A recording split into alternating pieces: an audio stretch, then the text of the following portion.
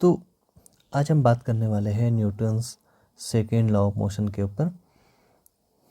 क्या आपने कभी सोचा है कि जब भी कोई फील्डर या जब आप खेलते हैं तो जब आप दूर से आती हुई किसी बॉल को कैच करते हैं तो आप अपने हाथों को पीछे की ओर खींचते हैं। क्या आप इसके पीछे का रीज़न जानते हैं? तो इस तरीके के कई और डे टू डे लाइफ के एग्जांपल्स को हम आज डिस्कस करने वाले हैं। तो चलिए शुरू करते हैं और समझते हैं न्यूटन्स के सेकेंड लॉ ऑफ मोशन को। इससे पहले हमने बात की थी जब हम न्यूटन्स फर्स्ट लॉ को डिस्कस कर रहे थे कि जब किसी भी ऑब्जेक्ट पे नेट फोर्स अगर ज़ीरो हो तो ऑब्जेक्ट अपनी स्टेट में चेंज नहीं करता है। यानी ऑब्जेक्ट अगर रेस्ट में है तो रेस्ट में ही बना रहेगा, और अगर वो यूनिफॉर्म वेलोसिटी से मूव कर रहा है तो वो यूनिफॉर्म वेलोसिटी से मूव करता रहेगा। अभी सवाल ये है कि क्या होगा, what happens when an unbalanced force act on an object. तो अगर किसी ऑब्जेक्ट पे कोई असंतुलित बल काम कर रहा है, अनबैलेंस फोर्स काम कर रहा है, तो क्या होगा। तो इसी तरीके के सवालों को अभी हम डिस्कस करने वाले हैं। तो चलिए समझते हैं न्यूटन के सेकेंड लॉ को। तो जो न्यूटन का सेकेंड लॉ है वो मास, फोर्स एंड एक्सेलरेशन के बीच के रिलेशन को समझाने की कोशिश करता है। तो किस तरीके से समझाता है, आइए इसको समझते हैं।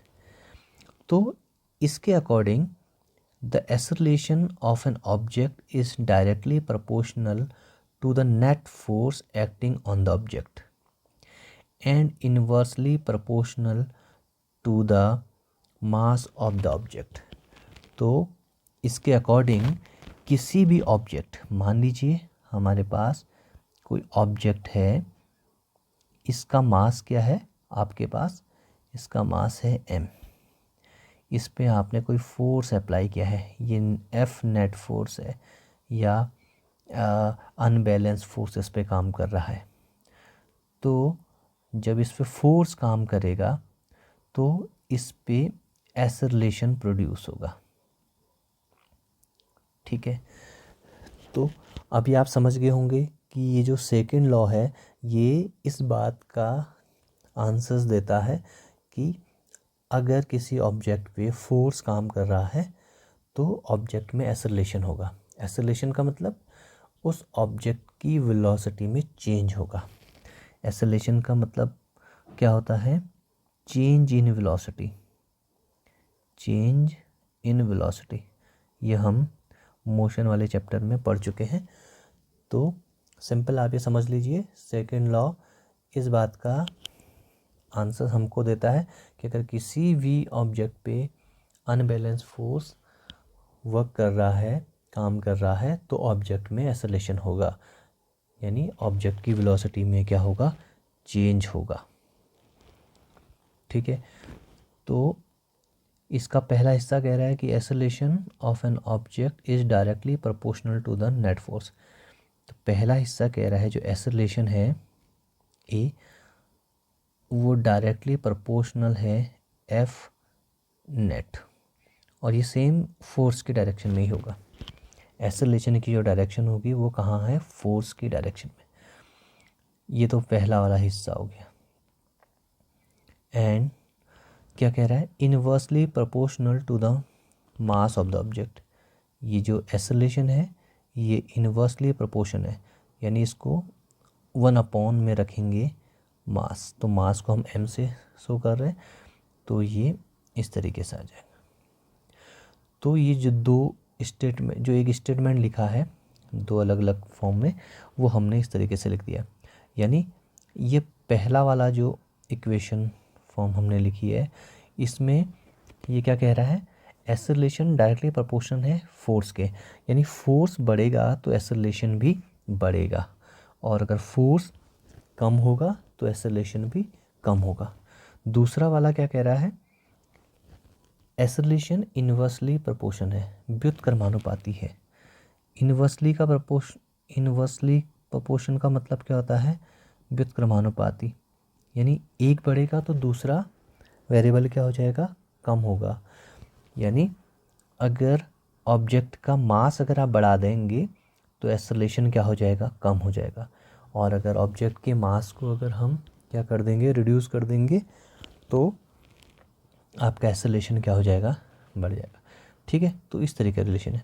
इन दोनों को जब हम एक साथ रखेंगे तो हमारे पास ये इक्वेशन इस तरीके से आ जाएगी, A=F/m।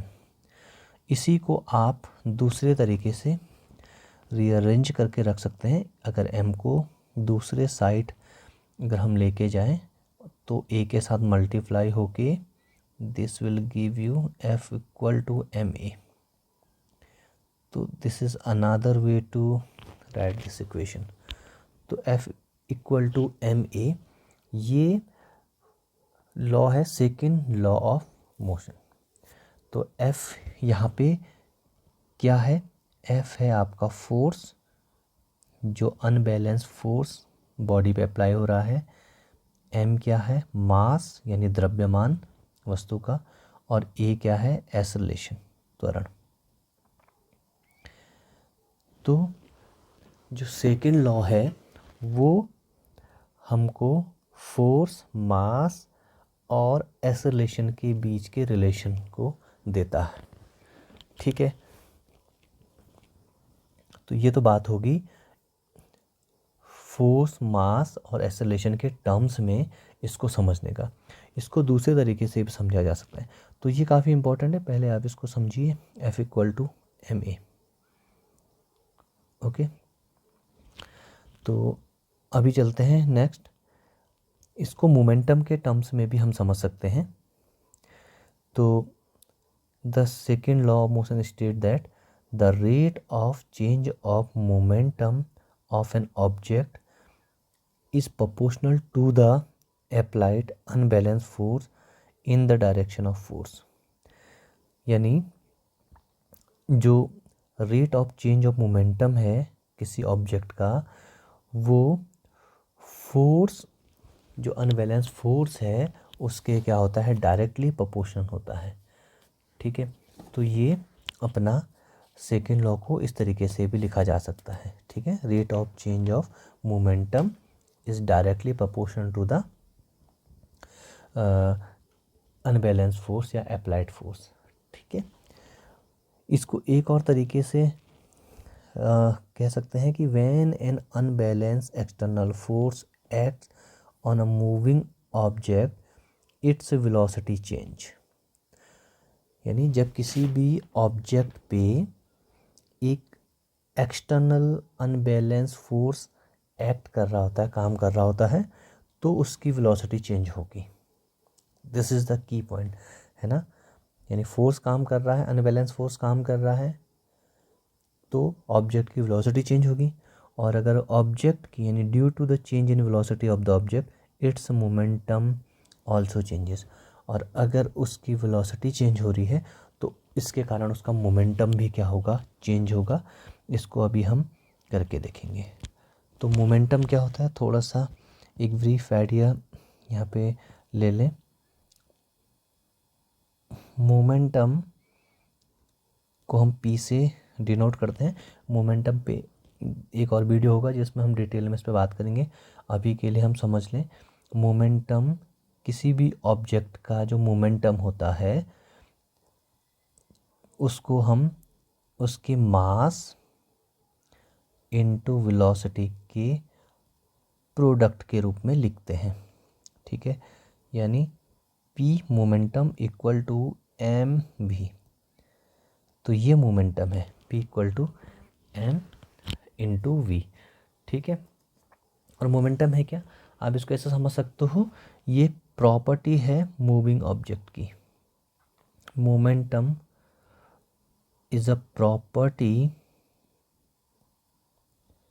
Of moving objects. ठीक है, तो मोमेंटम केवल उन्हीं ऑब्जेक्ट का हो सकता है जो मोशन में होती हैं, मूविंग ऑब्जेक्ट है। तो अगर कोई ऑब्जेक्ट अगर रेस्ट में है तो उसका मोमेंटम कितना होगा, उसका मोमेंटम होगा ज़ीरो, क्योंकि उसकी वेलोसिटी कितनी होगी, zero.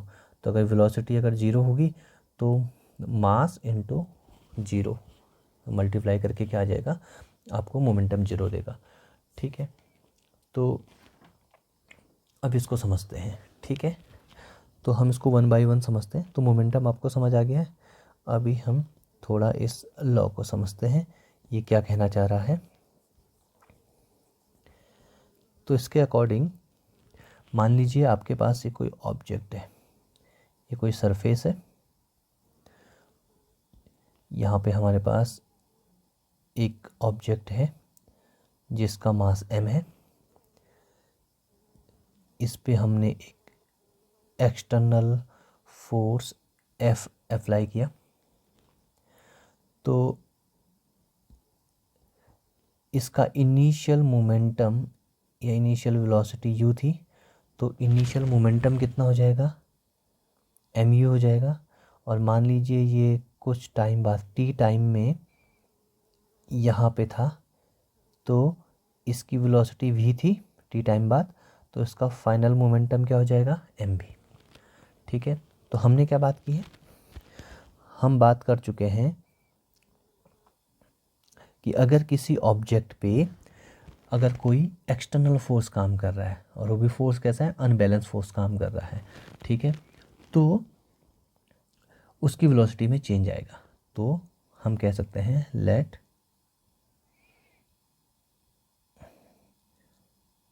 Force F is acting on an object.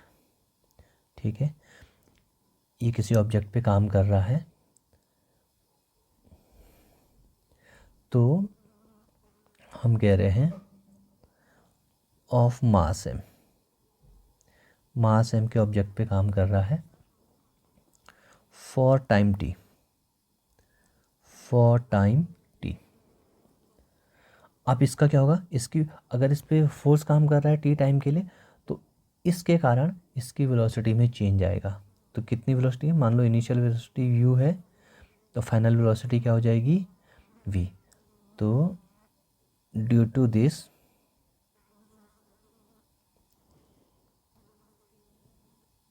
It's velocity changes from u to v। यहाँ पे मैं लिख देता हूँ u क्या है, u is the initial velocity, प्रारंभिक वेग,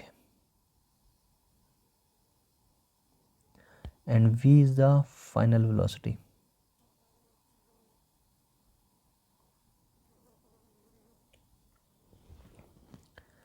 तो हम लिख सकते हैं initial momentum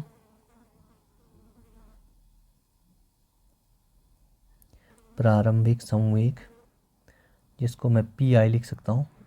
I stand for initial, प्रारंभिक। तो प्रारंभिक है तो मास और वेलोसिटी का प्रोडक्ट होता था mu। Final momentum PF can be written है m, और वेलोसिटी क्या है v, mv। अब हम कह रहे हैं कि फोर्स काम एक्ट कर रहा है इस पर, तो क्या होगा, मोमेंटम चेंज होगा, वेलोसिटी चेंज होगी तो मोमेंटम चेंज होगा। तो हम लिख सकते हैं change in momentum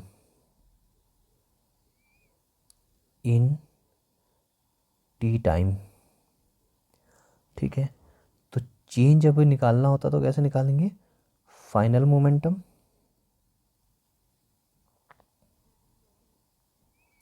minus initial momentum.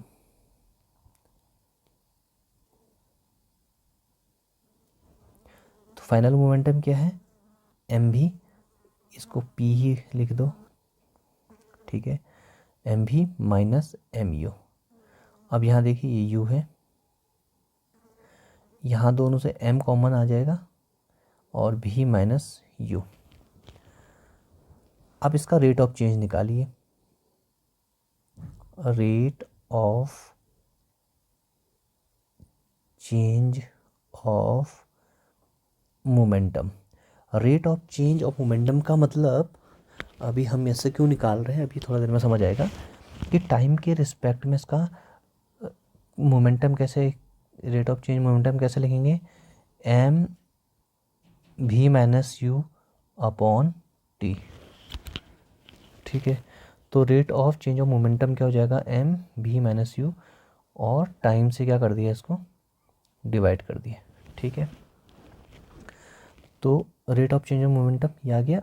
इसके बाद इसमें जो भी माइनस यू अपॉन टी है, इसको हम जानते हैं ये क्या है, एसलेशन है ना।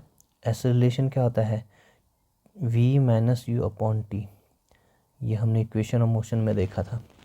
तो rate of change of momentum m a आया है, और rate of change of momentum ये ही क्या है, फोर्स है। यही तो हमने बात की थी कि rate of change of momentum, इससे पहले वाली डेफिनेशन में हमने ये देखा था कि जो फोर्स होता है, फोर्स वो किसके प्रोपोर्शनल होता है, rate of change of momentum. देखो, rate of change of momentum, तो यहाँ पे देखिए rate of change of momentum को क्या लिखेंगे, एफ, और वो किसके इक्वल आ गया है, एम ए। अगेन आप देखेंगे इस वाले डेफिनेशन से भी हम इसी वाले रिजल्ट पे पहुँचे हैं, F equal to m a, है ना। तो दोनों चीज़ें सेम तरीके से साउंड कर रही हैं, आप दोनों के थ्रू इस वाले रिलेशन तक पहुंच सकते हैं। तो ये हो गया अपना सेकेंड लॉ ऑफ मोशन। ठीक है, तो यहाँ पे हमारे पास मेन क्या चीज़ आ गई, इसको हम इस तरीके से भी लिख सकते हैं। तो अभी थोड़ा सा यहाँ पे जब हम डेफिनेशन की बात कर रहे थे, तो यहाँ पे rate of change of momentum हमने लिखा था एफ, तो एफ इक्वल टू हम लिख सकते हैं m v minus m u upon t, या अगर इसको मोमेंटम के टर्म्स में अगर हम लिखें तो हम लिख सकते हैं F equal to P F minus P I upon t, final momentum minus initial momentum upon t. This is again a relation. ठीक है, तो ये ऊपर वाला क्या है, change in momentum upon time. तो ये जो डेफिनेशन है उसका मैथमेटिकल एक्सप्रेशन इस तरीके से हम लिख सकते हैं। तो ये दोनों तरीके से हमने इस डेफिनेशन को समझने की कोशिश की, और दोनों रिलेशन को मोमेंटम के टर्म्स में भी, और फोर्स, मास और एक्सेलरेशन इस वाले रिलेशन के टर्म्स में भी इसको समझने की कोशिश की। तो अभी चलते हैं जो क्वेश्चन हमने, जो एग्जाम्पल की हम बात कर रहे थे, तो दोनों एग्जाम्पल को लेते हैं। एक और एग्जाम्पल हम यहाँ पे लेंगे कि जो कराटे प्लेयर्स होते हैं वो जब किसी ब्रिक्स की स्लैब को जब तोड़ते हैं, तो आपने देखा होगा कि वो अपने हाथ को बहुत तेज़ी से क्या करते हैं, चलाते हैं। तो इसके पीछे का रीज़न क्या है वो हम सेकेंड लॉ से समझने की कोशिश करते हैं। यहाँ पे है change in momentum, change in momentum upon time. तो देखिए, जब वो हाथ बहुत तेज़ी से चला रहा होता है तो उस टाइम पे वो क्या करते हैं, टाइम को रिड्यूस कर देते हैं, कम कर देते हैं। तो जब टाइम को कम करने से आपका जो फोर्स है वो क्या हो जाता है, इंक्रीज हो जाता है, क्योंकि फोर्स और टाइम यहाँ पे आप देखेंगे इन्वर्सली प्रोपोर्शन है, यानी व्युत्क्रमानुपाती हैं। अगर टाइम कम करेंगे तो फोर्स क्या हो जाएगा, बढ़ जाएगा। तो आप जितनी तेज़ी से हाथ चलाएंगे, यानी इसका मतलब टाइम को क्या करेंगे, उतना ही कम कर रहे होंगे, और जिस कारण आपका फोर्स क्या होगा, ज़्यादा हो जाएगा, बढ़ जाएगा, है ना। यानी मोमेंटम ज़्यादा लगेगा, जिस कारण ज़्यादा फोर्स, कम टाइम करने से ज़्यादा फोर्स अप्लाई होने से आपकी मोटी से मोटी जो ब्रिक्स स्लैब्स हैं वो क्या हो जाती है, टूट जाती हैं। इसके अपोजिट जब हम बात कर रहे थे कैच करने में, तो यहाँ पे हम क्या करते हैं, आप देखिए force P F minus P I upon T. अभी यहाँ पे हम क्या करते हैं, अगर हम बॉल को इमीडिएटली अगर कैच करेंगे तो फोर्स क्या होगा, ज़्यादा लगने के कारण हमारे हाथों पे, तो मोमेंटम भी ज़्यादा लगेगा। तो मोमेंटम अगर ज़्यादा लगेगा हाथ पे तो हमें ज़्यादा हर्ट करेगा, हमें ज़्यादा चोट लगेगी। तो हम क्या करते हैं, हाथ पीछे खींचते हैं। तो जब हम हाथ पीछे खींचते हैं तो हम टाइम क्या कर रहे होते हैं, टाइम को बढ़ा रहे होते हैं, इंक्रीज कर रहे होते हैं। तो टाइम जब यहाँ पे क्या हो जाता है, इंक्रीज हो जाता है, तो फोर्स क्या हो जाता है, कम हो जाता है। तो फोर्स के कम होने से मोमेंटम भी क्या हो जाता है अपना, कम होता है, तो जिस कारण हमारे हाथ पे चोट कम लगती है। तो इस तरीके के कुछ डे टू डे लाइफ के एग्जांपल हम न्यूटन के सेकंड लॉ के साथ कनेक्ट कर सकते हैं। तो ये न्यूटन का सेकंड लॉ ऑफ मोशन के ऊपर कुछ एग्जांपल थे। अभी इससे रिलेटेड कुछ न्यूमेरिकल क्वेश्चन करते हैं। तो यहाँ पे क्वेश्चन दिया है, क्वेश्चन क्या है, a man pushes a box of 20 kg with a force of 10 newton, what is the acceleration produce in the box due to this force. तो ये कह रहा है कि एक बॉक्स है, ये बॉक्स है, इसका जो मास है m, वो कितना है 20 kg। तो आप यहाँ पे लिख लीजिए गिवन क्या है, मास है 20 kg और इस पे आपने फोर्स कितना लगाया है 10 न्यूटन, ठीक है। And you have to calculate acceleration. तो जब 10 न्यूटन का फोर्स लगाने पे कितना एक्सेलरेशन होगा ये हमको कैलकुलेट करना है। तो रिलेशन हम जानते हैं, A equal to F upon M, this is the formula we have to use. तो ए निकालना है, तो अभी तो उसका मैग्नीट्यूड निकालना है, तो हम सिंपली ए भी लिख सकते हैं। एफ़ कितना है, एफ़ है 10 न्यूटन, ओके ये 100 न्यूटन, या इसको और कुछ रख सकते हैं, ये काफ़ी कम हो गया है, यहाँ पे इसको आप 180 न्यूटन कह सकते हैं, ठीक है 180 न्यूटन। तो 180 न्यूटन का फोर्स हमने अप्लाई किया, मास है 20 kg, 0 से 0 कैंसिल, 2 से 9, तो ये आ जाएगा 9, और एक्सेलरेशन की यूनिट आ गई मीटर पर सेकेंड स्क्वायर। तो अगर 20 kg का आपके पास कोई मास है और उस पर आप अगर 180 न्यूटन का फोर्स अगर अप्लाई कर रहे हैं, तो इस फोर्स के कारण जो उसमें एक्सेलरेशन होगा, त्वरण होगा, वो कितना होगा 9 मीटर पर सेकेंड स्क्वायर, ठीक है। तो इस तरह की काफ़ी सिंपल क्वेश्चन आप कर सकते हो जो कि सेकेंड लॉ पे बेस्ड है।